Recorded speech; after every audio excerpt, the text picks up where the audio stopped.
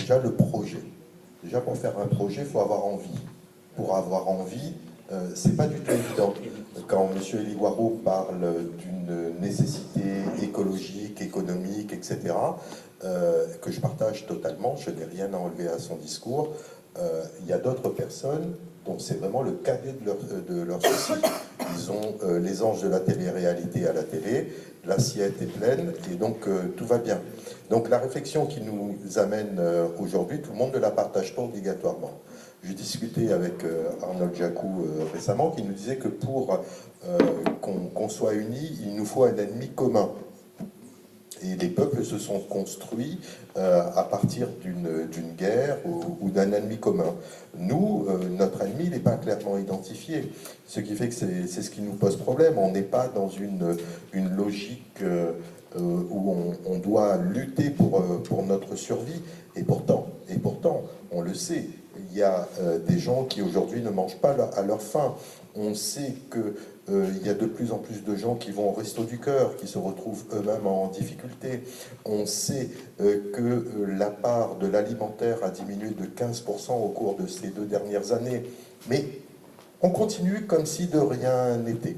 Voilà. Donc il n'y a pas d'urgence, ce qui fait qu'on s'inscrit sur le temps long. C'est ce qui a été dit tout à l'heure. Oui et non, parce qu'il y a des actions aussi qui sont faites par les différents collectifs ici présents.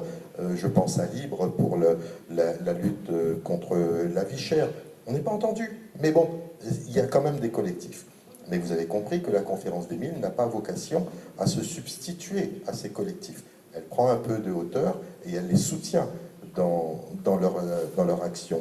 C'est cette notion de peuple qui nous permettra de lutter et de faire un projet. Pour l'instant, on est encore en train de rêver là. D'accord? Et comment on fait un projet? Ben justement, avec des compétences. Parce qu'on aura identifié un problème.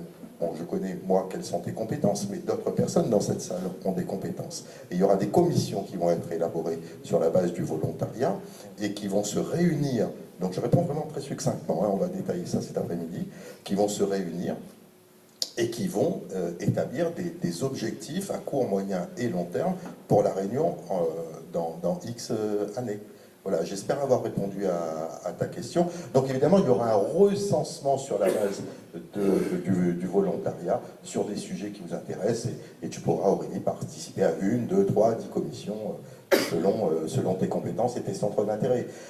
Ceci étant dit, on parle de compétences et de centres d'intérêt et non pas d'expertise obligatoirement. Parce que dans la salle, il y a par exemple des agriculteurs qui expérimentent des choses qui fonctionnent ou pas et qui font les choses de manière empirique. D'accord? Et un expert breton qui va faire de l'élevage, par exemple, et ben, si, comme dit Paul, il n'a pas les vaches de Bretagne à la plaine des Cafres, ben, il ne sait pas faire, parce que ça ne marche pas. Bon, on a un savoir ici expérimental qui ne convient de ne pas nier par la parole d'un expert qui aurait appris son savoir dans une université métropolitaine.